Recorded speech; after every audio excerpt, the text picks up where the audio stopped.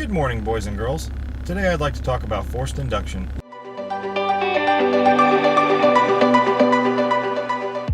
Welcome to LS Garage.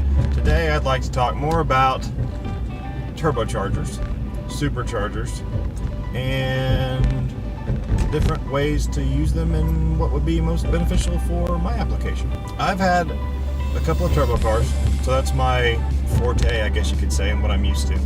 I've had one blower car. It was a fairly stock 99 Camaro with a stock engine and a P1SC Pro Charger. And it didn't make that great of power. It made like 460, 470 tire, and it was basically a stock jobber with some headers on it through a 6-speed, through a big rear end, like an S60 rear end. So it didn't really make super power. It made decent power. The turbo cars I've had two auto turbo cars and one 6-speed turbo car. All of them were fairly mild as far as turbocharging goes. One car, the first car made around like 500, 550 tire. The second car made around 620 tire. That was the 6-speed. And then the third car was basically the same car with an automatic and with a 4L80, and it made less power, but it was turned down a little bit. Had issues with the boost controller, so it was making around like 500 tire with pretty low boost, like 10 pounds. But that was through an unlocked 4L80, so it was pretty good power. I haven't had any root style blowers. I haven't had like the LSA style sit on top of the motor blowers. The main thing that turns me off about those is having to do so much work to get them to fit. I don't want to cut the cowl of the Firebird, so those are pretty much out. I mean, I guess I could go with a ZR1 lid, but I don't know if I want to fool with all that. I think I'd rather, put more work in other stuff that doesn't actually cut the car up. So the LSA is quickly out the door, mainly because the ZR1 lid is so expensive, and everything to do it is higher dollar because of being on the Corvette ZR1. It's just harder to come by. Yeah, I may be able to lower the K-member some.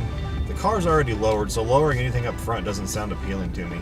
I honestly don't know much about the LSA swap besides the fact that it's tall, it requires some plumbing, and it requires cutting or lowering, and neither of those sound appealing. So now I'm going back to, say, a Pro Charger.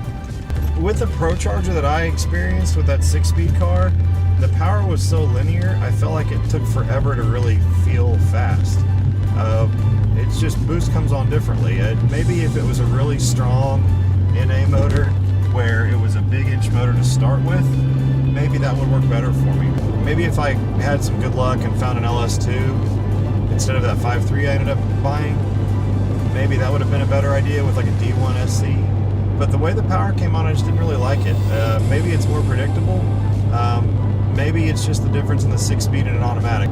I did experience a 396 stroker LS1 with a D1 on it with an automatic, and that was pretty wild. I guess I can't really compare them evenly, but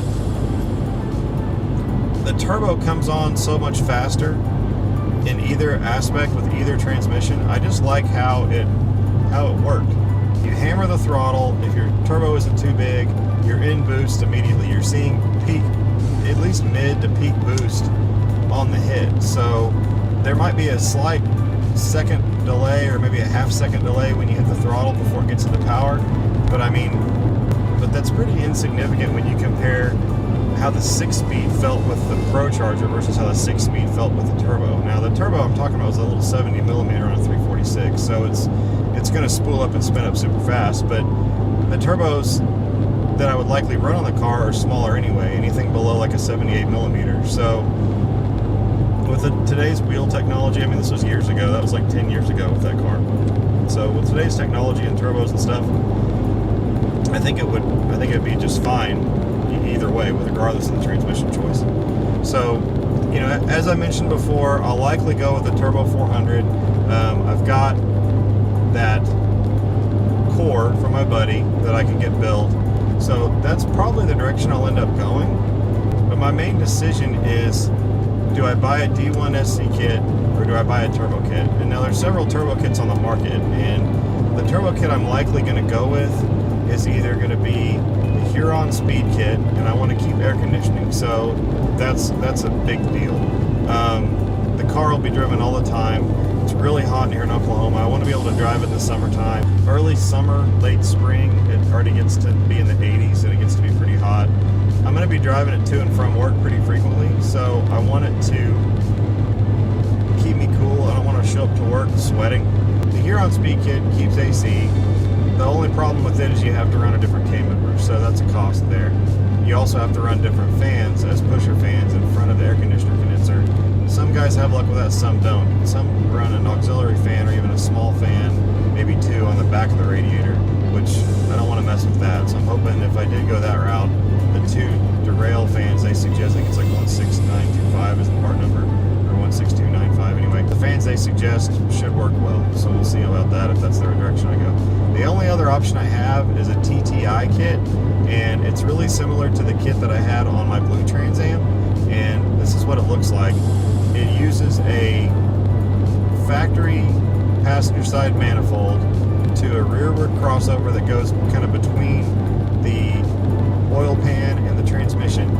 It goes underneath there and it wraps around to a manifold that's on the driver's side that has the turbo attached to the front where the alternator would normally sit. So you have your alternator relocated to the passenger side cylinder head, and you have your turbo down there below. Now, the problem with doing that is you're restricted to turbo size. If I did go with that, I'm not sure how well a 7875 or a 76 millimeter would fit down there. Now, TTI used to run 76s in that kit. They typically came with 70s, but I think a 76 in the old style turbos is going to be pretty comparable to the newer stuff because they're such a more compact case nowadays. Now, I could go with like a Turbonetics, 70, I think it's a 7665 on 3 mix one as well if I was restricted to size, but then I'm restricting myself to power, and I don't know if I want to do that. It'd also be a pieced together kit. I can get the hot side from TTI, I can get the driver's side manifold, I can get the crossover, and I can get the downpipe, but it's like $1,300. I don't know if I want to spend $1,300 on something that's not complete. Still have to fab up or build a cold side that would work with it. Now, like I said, I've had a kit that's really similar to this, so it wouldn't be too bad. The problem would be is where the turbo sits, I likely have to run a scavenge pump, and I don't know if I want to mess with that. Scavenge pumps are kind of a headache. I've had a couple of buddies that have run them. I know a couple of guys online right now that are having trouble with them. I don't know if I want to deal with that. I may give more thought to the Huron Speed kit. I think that's probably the most likely direction I'll go. I think it would work the best for what I want to do. It's the most complete. It's kind of like my dream kit. So, I've truth be told, I have the P1 SC kit off of that car I bought, and I don't know if I touched on that in a different video or not, but the car I was talking about that I bought was a 99 Camaro. It had a loaded drivetrain in it, and I got the car pretty cheap, and I basically just put stock parts in it and sold it. I didn't really lose out that much, considering I got a full P1 SC kit, that I could put on the 1LE. Now, I don't think I'm going to put the P1 on the car just because I think I'm not going to make the power I want to make with that. I think I'm kind of restricted right off the bat, and that's not something I want to pursue. I mean, I could make the P1 work. I really just don't want to fool with it. So if I sold the P1 kit, I'd either buy a D1 kit and have to put a little money towards it, or buy a Huron Speed kit and I'll hopefully break even. I mean, I know the P1 kits don't pull as much money, but if I could find a buyer that would be happy with a complete kit and give me what I need to buy the Huron kit, if I can get in on like a group buy on a Huron kit, that would be ideal. So that's probably the direction I'm going to try and go. I've seen a group buy that was up here recently. I'm hoping that maybe I can get in on one pretty soon. But if I did run the Huron kit, I would run a 7875 turbo. They've got a in-house billet wheeled turbo, journal bearing billet wheel, that I think they usually include in their kits, and hopefully that would work pretty well for me. I think that if I did go with a different turbo, I might go with something slightly bigger but I want the thing to be really responsive. And if it can be, you know, responsive enough where it works even at low boost or no boost, well, no boost won't matter with the turbo, but low boost up to like 20 pounds, that would be awesome. I don't think I'll see much more than 20 pounds, maybe 22 tops. I think by then I'll see some pretty significant back pressure issues where the car won't turn as much RPM, which I don't plan on shifting it past like 65, 6600, so that shouldn't be a huge deal. But you know, there again, if I go with a turbo kit in general, I'd be able to pull the spring out of the gate, and that would allow me to run an autocross event with no boost. And I think that would be a lot more predictable with an automatic transmission, and that's kind of the direction I'm really interested in going. Is I think I have the most flexibility with a turbo kit, and I like that about it. I'm not really sure what I'd do for boost control. I'd probably run like a 6 pound or maybe 8 pound, somewhere in there, spring. 7 to 8 pounds would probably be ideal. That way I wouldn't have to necessarily start with an expensive controller. I could have the car tuned on 7 pounds. I could adjust the vacuum hoses and where they go and where they connect to the wastegate, and that way I could maybe double my power pretty easily. So maybe it would double from, you know, 7 to around 14 pounds, 15 pounds. And then there is also a trick where you can plumb both sides into a T of the wastegate, and you see basically 3 times the boost. So you'd see, you know, close to 3 times. So if I did a 7.5 pound spring, I'd see maybe 14, 15, then maybe I'd see like, I don't know, 20 pounds or 21 pounds. Maybe I could configure the hoses where I can monkey around with them and move them quickly under the hood to do what I want to do. It's a cheap start to at least get the car together, and then from there I like to do maybe like a boost by speed or boost by gear setup. I think that would be really sweet, especially on like a more of a streetable tire. I don't plan on running on 28s all the time. I'll probably run on like a 26-inch R888 Toyo tire, or maybe like a Nitto in T01. The car, like I said, I still want it to be set up for handling, so I think that would be more ideal, is to have a fairly sticky, hard sidewall tire that lets me street drive it with a lot of handling still in the car. And then really the transmission, all it is in this case is just allowing me to be more efficient with that turbo setup, if that's the way I go. And like I said, I'm about 60-40, maybe 75-25 on doing the turbo kit. So if I can find a buyer for the P1 SC, that's the direction I'm going to go. So I'm really excited. Obviously my wheels are turning. You know, that's the kit I've always wanted to do, always the kit I've always dreamed of putting on cars. It's really the kit to get on these cars. The fitment is awesome. I think everything will be, you know, great if I can get that kit on the car. I think it'll do exactly what I want to do, and hopefully the car will perform like I want to. I'm going to end the video with a recent track outing. A friend of mine that I just met through Facebook.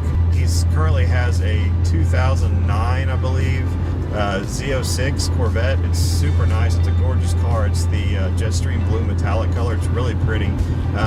It's a heads cam car currently. It's got a heads cam combination that was done and tuned by a fairly reputable shop. They told him the car made 570 to the tire. I don't think it did. I think it's tuned pretty conservatively. Honestly, looking at the logs and looking at HP tuners after a run that he made at the track, it doesn't have any timing in it. It needs to be tuned more aggressively. He's talking about changing the 85, so hopefully that'll be remedied pretty quickly. But anyway, I'm going to end the video with a couple of passes of his car. The car sounds great, runs great. I think there's definitely a lot more in it.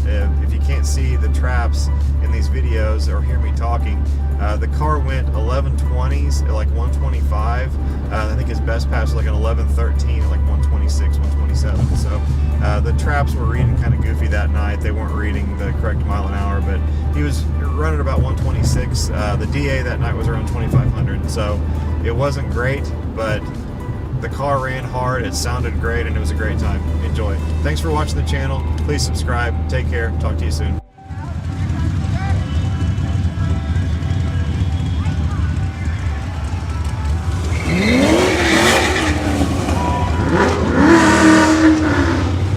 Is this a GL1 over here? Maybe. Kind of hoping I could get Yeah. the tire.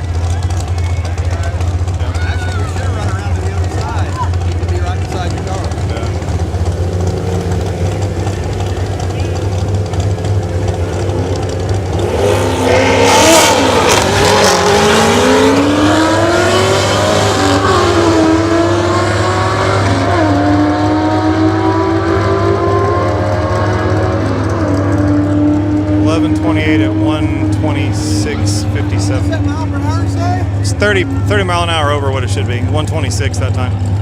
And is it for all the cars that are going through? Maybe just special Corvettes.